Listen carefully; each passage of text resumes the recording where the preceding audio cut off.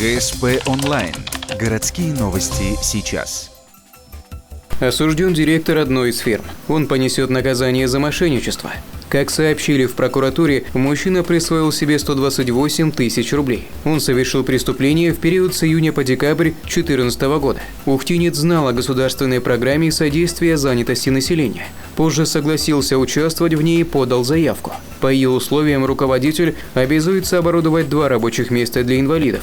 Позже предоставить их для безработных людей с ограниченными возможностями. Но после подачи документов в Центр занятости и получения субсидий данную обязанность директор не выполнил.